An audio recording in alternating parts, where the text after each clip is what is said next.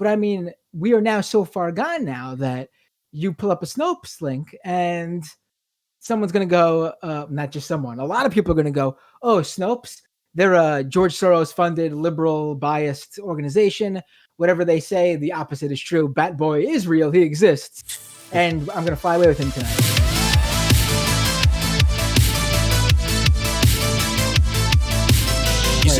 You covered the right, and a lot of your articles usually deal with technology. Like you write a lot about like the tech industry and stuff like that. Do you specifically cover the right in relation to technology? Like I'm not familiar with your entire body of work, but from what I've read, yeah. Right. I write at Mashable right now, and when I do something for that outlet, I basically am focusing on the big tech companies and how they react, because that's sort of that, Mashable's beat is covering, the big tech companies and the social media companies. So when I do something for them, it's focused on what those companies are doing. But, I started doing this about, what year? It's 22. I started working at the Majority Report in 2011. And for my majority of the time at the Majority Report, I sort of focused on, making sure when Sam Seder was covering the news and stuff, he wasn't just hitting, the mainstream Republicans and the guys on Fox News, but he was also paying attention to the far right and what was going on online with at the time when I was there, one of the big things was GamerGate. And I was on top of that. So I've been covering on my own the far right specifically. And then at Mashable, I still cover that stuff, but with a focus on where the big tech companies are failing, quite frankly. Okay, so now there's so many things I want to talk to you about. I didn't know you were that deeply entrenched. I'm going to try and compress this. Okay, maybe could you give me like a 1 to 2 minute anecdote or something, just compressing all of the juicy stuff of the Majority Report? Because I know the chat and everyone is going to ask me, give us stories. But I actually want to talk to you more about the important things. We'll say that much. But I'm sure you must have something off the top of the cuff. Right. So you want me to talk some shit about Sam Seder? Yes. Give me those clicks, Matt. Come on. You know how this works. Yeah. I mean, I know. Yeah. There's a lot of stories I could tell. It's crazy because that show blew up. During real. I mean, he always had a big following from his Air America days. But when I got there in 2011, we were covering Occupy.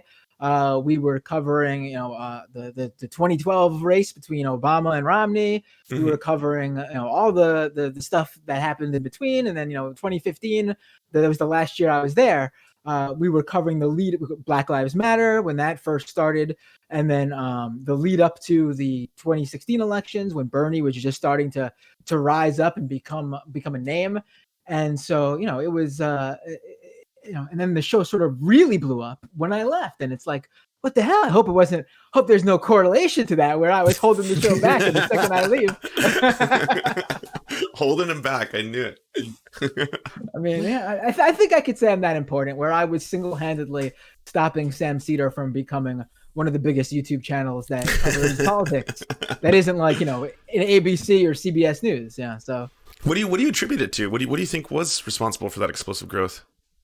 Funny story. It also a little bit goes back to me because I was one of the first people, if not actually the first person, to really uncover who Mike Cernovich was when Mike Cernovich first started to become a somebody.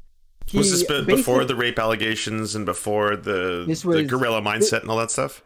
This was way before that. This was when he was still dabbling in pickup artistry, and he was not in politics at all. And he had his law blog because he was still doing like law stuff on the side or whatever.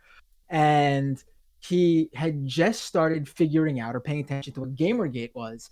And I don't know why he decided to roll with it on the jump off, like why he decided to first get into it. Maybe he saw the opportunity that there obviously was for him. But I remember specifically he started getting into weeding into GamerGate, so he could sort of take advantage of being a big muscly guy standing up for what he was portraying as a bunch of nerdy losers. I mean, he was doing that himself. The fact that GamerGaters were angry that they were being portrayed by that, yet their own allies who were using this as a grift were doing the same, and they didn't seem to mind that because they were on their side. That's a whole nother thing we get into if you want. But so I specifically remember the day where he was going after Sam Biddle when Sam Biddle, who's now at The Intercept, was writing for Gawker. And Biddle, like, just offhandedly on Twitter said something like, if the GamerGaters, and this isn't verbatim, but he said something like, if the GamerGaters can't stand criticism, then, maybe people were right all along to bully them and they deserve to be bullied in school. It was playing on the whole idea that these were a bunch of nerds. Yeah. And so, Mike Cernovich is a larger guy than the majority of people who were part of Gamergate. He sort of portrayed himself as this knight in shining armor coming to save them and challenging Biddle to a boxing match or something. So the alpha jock. Right. So I was like, what the f is this guy? Where the hell did he come from? Like I knew like the Milos and those types, but and I knew the people who were entrenched in Gamergate from the beginning. But I was like, where did this guy come from? He's not from either of those worlds. So I looked into him and I started pulling up all these old tweets where he was saying how, there's no such thing as date rape, and how if a woman is raped, then she had to have wanted it because that's the only way it would even happen. Terrible, really horrible things. His blog is so yikes. I was blown away first time someone showed it to me.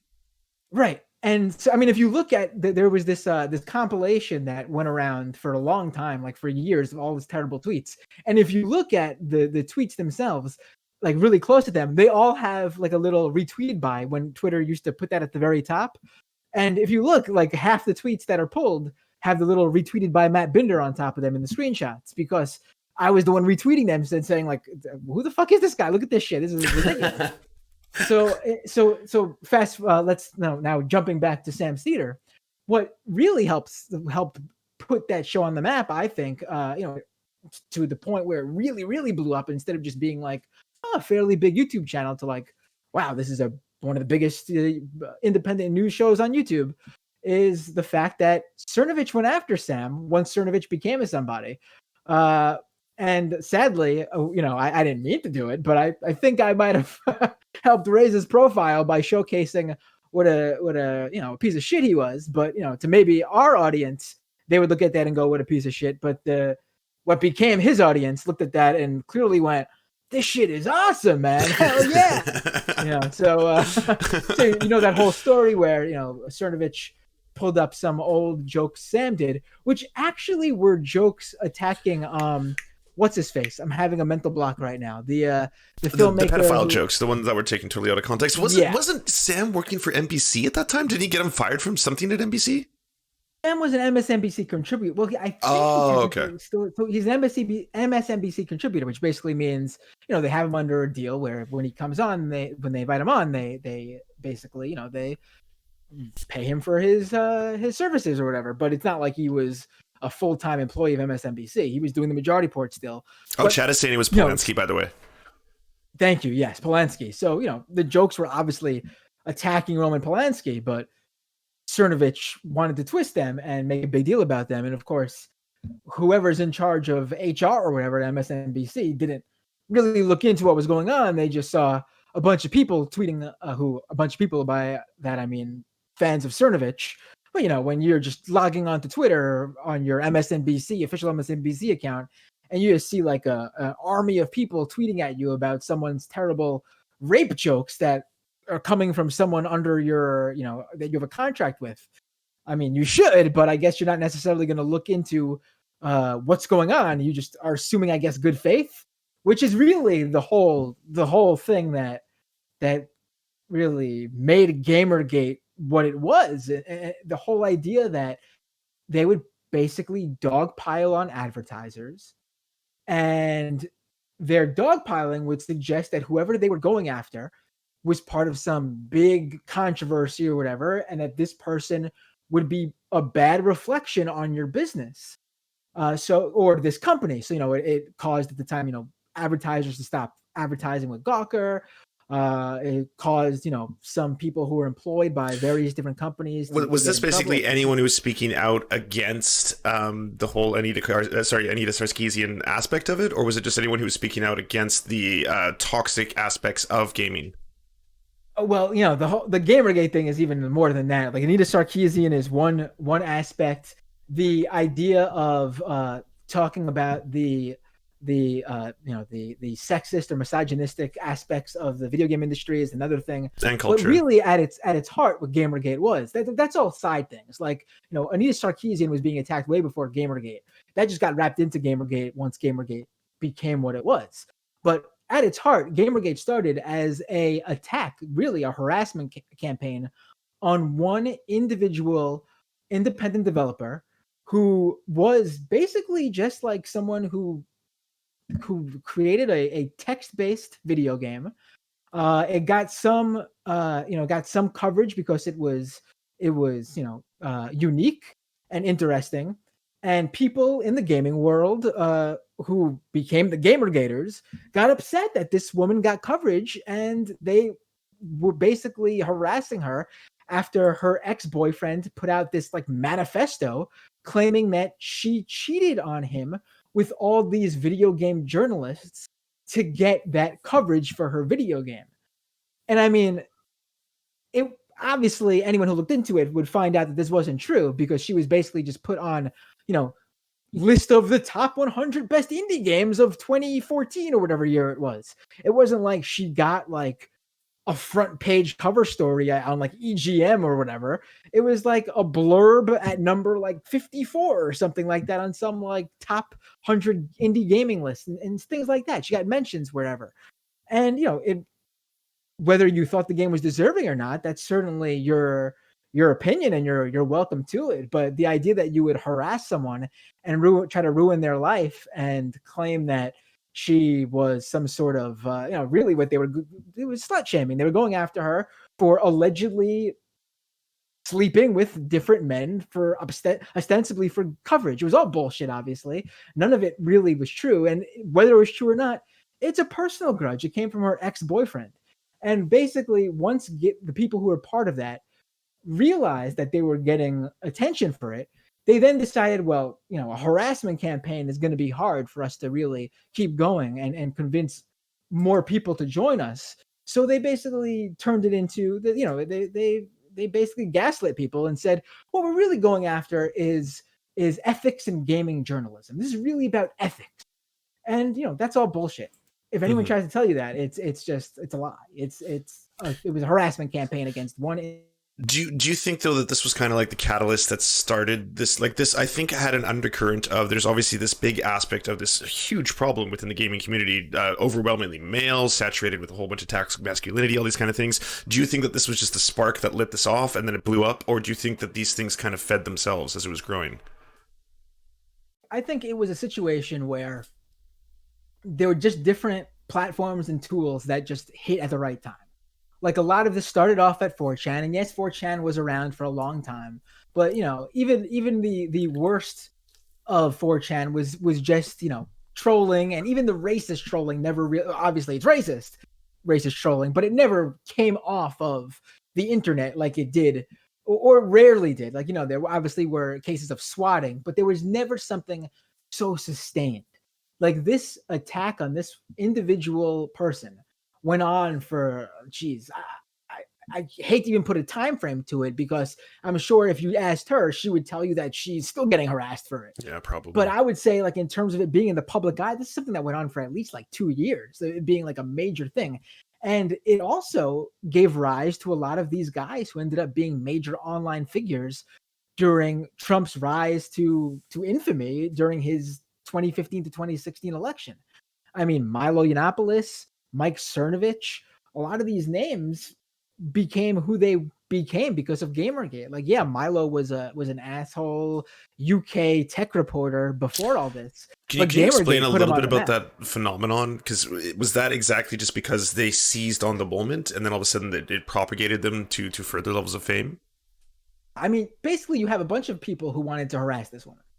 And then they realize they have something on their hands. I believe the person who actually, if I remember correctly, I'm like, yeah, I'm sure now that I'm remembering this. The person who actually named the whole episode Gamergate was Adam Baldwin. Now he's not one of the Baldwin brothers, but he is a Hollywood Baldwin. He probably the biggest role you'd probably know him for is Jane in Serenity and Firefly, Oh, and cool. the bodyguard of Independence Day, the president's bodyguard in Independence Day. And he's like a B movie actor, but he's a right winger, and he sort of started watching some of these YouTube videos on this, and he declared at first this was called something like Five Guys Burger and Fries or something like that, and the whole idea was that they were claiming that she slept with five people.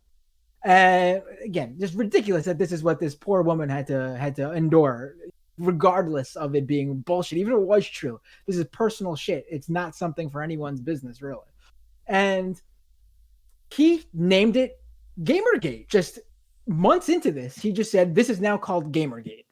And that's when they ran with it. And once they made it about ethics in video game journalism, they were able to get a lot of young white video gamers, which is obviously a lot. Where I mean, we're on Twitch. I'm sure there's even more on Twitch now than there ever was, even when this was going on. It's the majority of the Gamergate. platform. There's no question. Yeah, Yeah. yeah.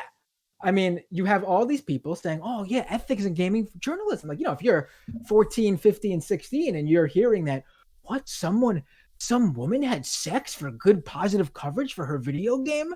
I mean, you don't know shit. You don't know about the right wing and these shit posters and these assholes who are really, basically molding how this whole thing is turning out. You don't realize you're being played. It's a whole grift. I mean, Milo Yiannopoulos was openly saying how he couldn't give a shit about gaming. He just wanted to stand with these guys. He called them, he even made fun of them. He was like, video games are for losers. Like, but the fact that they had this guy who had hundreds of thousands of followers, and he had a platform. He was a writer for Breitbart. Oh wow, he's on our side. We love him. He's great. I mean, the fact that they thought he was great, whereas like Anita Sarkeesian, who clearly if you just like, obviously, if you're critiquing video games that thoroughly, you are clearly a fan. Like, no one cares about anything they don't like that fucking much. So like the idea that Anita Sarkeesian was an enemy and Milo Yiannopoulos was an ally is just like ridiculous. But that's how these young guys viewed it. And, people like Milo totally saw this as an opening to really essentially brainwash some of these guys to become right wingers. And that's where you got this whole, I think, where you got a lot of these whole, we memed Trump into the presidency. Like, I'm sorry, the Republican base, that is a bunch of those Gamergate guys who became Trump supporters through that whole process. What do you think the long-term effects of all that was, though? Do you think like it actually had a tangible effect on the election itself? And do you think it has evolved into something further? I think at this point, there are aspects of it that are used to this day. Like, I feel like whenever you look into online radicalization, there is no story about online radicalization, whether it's a YouTube rabbit hole, or recently I was reading a Will Summer from Daily Beast talk about how Pizzagate is once again becoming a thing because the young Zoomers on TikTok are discovering it. Yeah, and not really or Beebs has something to do with this too. I'm not totally sure. I haven't been following the story yet, but that I'm not cool. That I have not seen. But yeah, it's I mean, the fact that these things are happening, and you can't cover any of this without bringing it back to Gamergate. I mean, you could obviously talk about, I mean, one of the earliest things I like to bring up that is like, an example of how 4chan racist trolling was clearly, racism, but also in effect, the earliest stuff was just harmless trolling, is the example of the Habbo Hotel raids that would be done. I don't know if there was this game Habbo Hotel back in the day, like the early 2000s. It was like little sprites walking around, like, like a Sims type thing, but they were like 2D sprites. And there was this 4chan campaign that was created where they would basically take all their sprites, they would get together, take all their sprites, and they would take their little characters and go around a public pool in the game, and they would block the public pool access for any character who was black. Didn't they also make swastikas by putting all of their characters into formation and stuff like that? Right, there was shit like that, but to me, the pool thing was so noteworthy because I mean, they actually like you could easily get together and create some sort of design and just leave it there. Like the pool thing required people to actually get together and allow the white characters to go in and just block off the characters of color. I mean, it's ridiculous. Obviously, like if you're doing that, you clearly are. There's you got issues, and it's clearly like but it is in effect harmless. Like that shit's not. No one is being. Sure, but doesn't that play into the larger 4chan culture? And especially if you're talking about radicalization, there's this idea where it's just for the lulz, bros, right? So we're just going to do this thing. Right. It's going to be hilarious. We're going to block all black players from the pool, and it's going to be funny. But we're not doing it because we're racist. And yet we are using it as a tactic for recruiting people into maybe this racist ideology. Right. Well, I mean, if you think that's funny, then in effect it is pretty. I'm all for making jokes that are whatever, anti-PC and edgy. But I mean, the purpose should be not to be racist when you're making these jokes. Like you can. I'm someone who believes you can use a lot of different things. You can use tropes in effect to criticize those tropes and to make fun and mock racists and racism. But when the troll is the racism, that's racism. Yeah. But I think that it is fairly harmless to do something like that in game. I mean, we could obviously view the effects that has on someone. Someone younger would obviously take that and possibly bring that into their real life. But in comparison to what we saw later on, that sort of 4chan trolling was, at least in comparison, harmless. But, that's what I say. Like, there was a point where that shit became, oh, we're going to actually use 4chan to rile people up. But our campaigns of hate and racist trolling are not going to be confined to what's on the computer screen. We're going to make sure that people can't just log off and get away from it. We're going to, fuck with people more seriously and make it so that people have to flee their homes and worry about their loved ones being doxxed. I mean, there was a specific point around that time where the times changed and it went from that sort of online trolling to IRL trolling. And by IRL trolling, I mean straight up harassment. Yeah, of course. So how do you feel that this all evolved into, like, I think the talk around gaming culture today is still kind of toxic, right? It's still like there's this aspect, like recently with what occurred with that trans Twitch streamer who was being vilified for either they saying that she is a deer or stuff like that, Steph, when she is in fact just someone who engages in I think like furry fandom and stuff like that, or that kind of stuff. Like, do you think this stuff is improving? Is it still being used as a recruitment tool? And maybe one last front-loaded question in this: what can be done to fix and or improve this? Right. Well, I think 4chan has sort of become a place where they don't really go anymore. A lot of this stuff, early on actually, 4chan was booted off GamerGate. I'm sorry, GamerGate was booted off 4chan. Excuse me. And that's when 8chan was created. I mean, you can see where this all begins. Like, we're not just talking about, now that we get into the 8chan aspect of it, we're no longer just talking about the Trump supporters who think they memed Trump into the presidency. When we now go off into like the tree branch that is 8chan now, we're now talking about the platform that white supremacist mass murderers used to basically flaunt their mass killings. The shooter in New Zealand. There was a few, actually, if I remember correctly, incel shooters who announced what they were going to do on 8chan as well. 8chan came from GamerGate. So what you basically have, even when platforms decide they don't want to deal with this anymore, even a platform as crazy as 4chan was even like, this shit's too much for us, there's always going to be some opportunity for a new platform to pop up.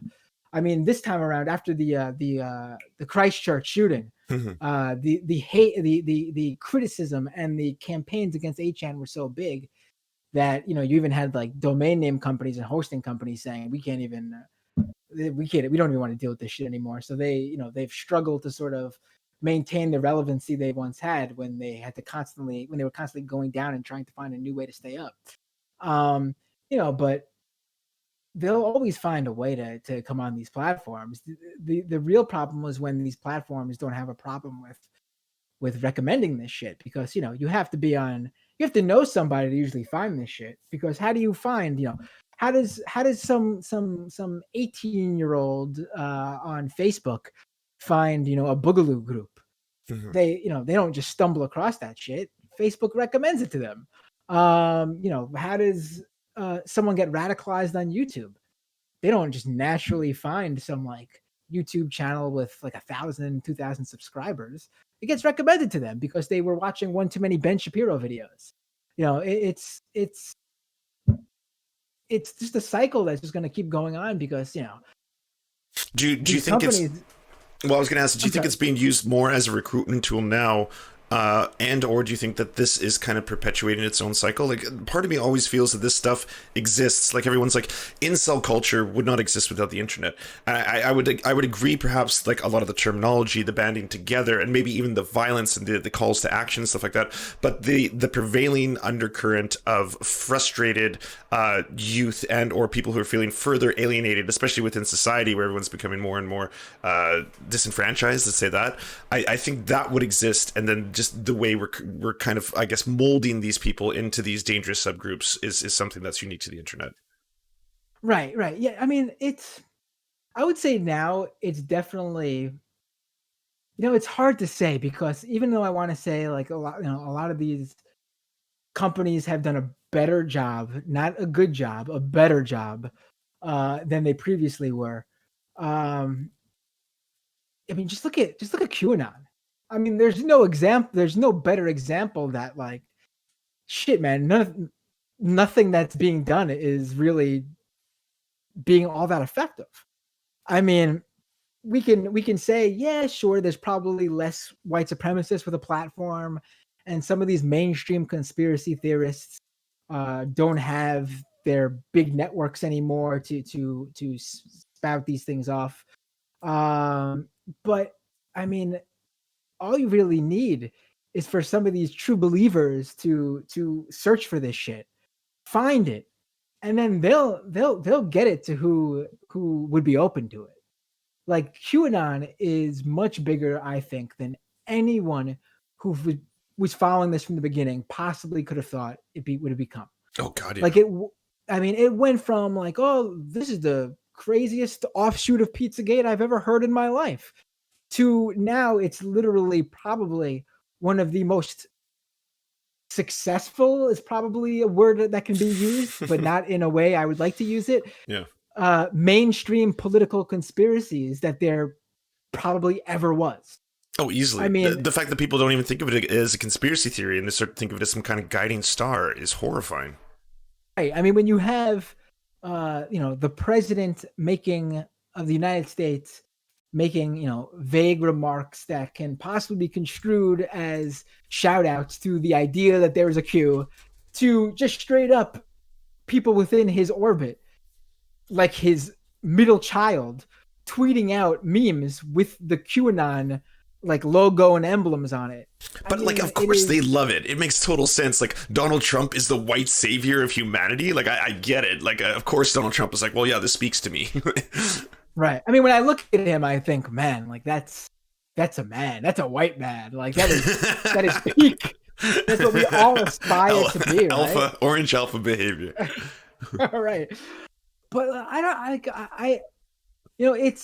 it's clear that there are companies that are truly, trying. Maybe, again, I don't want to give them too much credit, but like, when a company decides that, we don't want this shit on our platform, and they block certain people. I mean, listen, I actually have a real problem with the whole deplatforming thing too. Now, when someone like Alex Jones loses their YouTube channel, I'm not gonna, play the violin and go to the mountaintops and cry out, it's not right. It could be, But to me, it is a slippery slope where it could be used against people on the left too. Like, who's to say? Like, but I again, agree to with you. reiterate, I'm yeah, firmly in the I'm not for deplatforming. I think you can defeat them in the battle place of ideas, the marketplace of ideas, right? We'll turn the dial up to 11.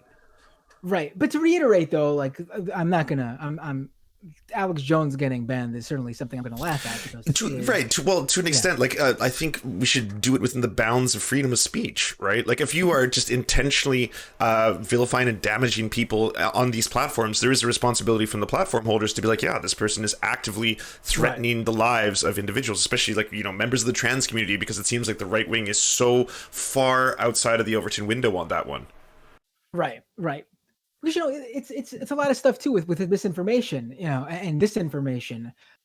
I feel like 10 years ago, uh, you know, you would come across crazy people believing crazy shit all the time. Some kooky conspiracy theory would come up, and you know how you dispel it and make sure all your family and friends knew it was bullshit. You'd look it up, pull up the Snopes article, and they would have explained to you why this is not a real picture of a of Bat Boy, a human bat, and you'd go, oh yeah, see, look.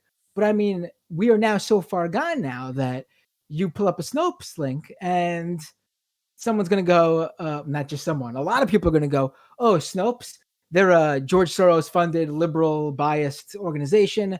Whatever they say, the opposite is true. Bat Boy is real. He exists. And I'm going to fly away with him tonight. It's like completely like there are no rules. There's no debunking anymore. Like it's still important to do those things because obviously there are still a lot of people who will take in information and go, huh, that's the truth. I was wrong. Wow. But there are a certain number of people who are so far gone. Like I was asked on another show not too long ago, what do we do about these QAnon people? And I said, there's a lot of people who get pulled into white supremacist movements. And there's a lot of people who, even some YouTubers who come out and explain, like, wow, like, I fell down that rabbit hole.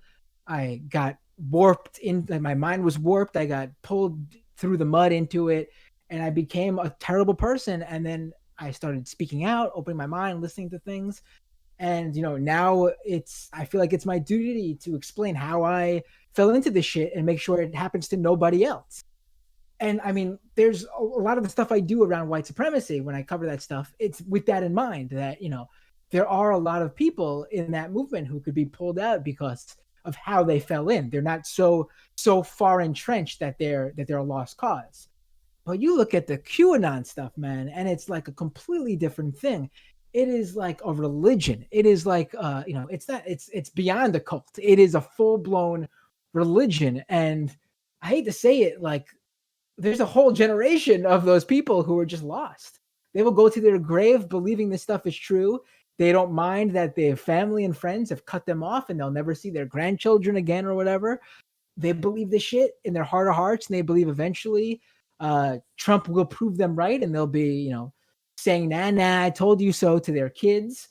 Yeah. And it's just sad, man. But I mean, it's that crazy where I believe, like, there are people in white supremacist movements who can be pulled out and saved and actually end up doing net positive for the world in making sure no one else falls that way.